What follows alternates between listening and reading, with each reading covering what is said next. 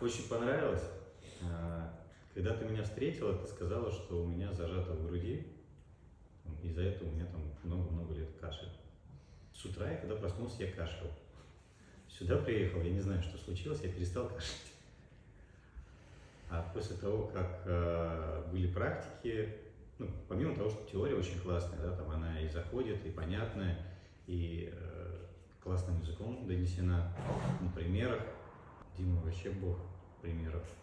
После практик я легко-легко задышал. Сначала я узнал, что мне легче вдыхать или выдыхать, а потом мне стало выдыхать и вдыхать, и выдыхать, и вдыхать, и вдыхать, и выдыхать. Все легко. Я прям задышал и перестал кашлять. Что это тебе даст? Про что это для тебя? Это для меня про легкость, потому что я сюда еще пришел с запросом на легкость. Я в целом, когда сталкиваюсь со сложностями, там, мне это нравится, меня это дровит, я с ними справляюсь. Вот. Но я в последнее время стал задумываться, что в принципе-то можно, наверное, и в легкости двигаться, не обязательно со сложностями сталкиваться.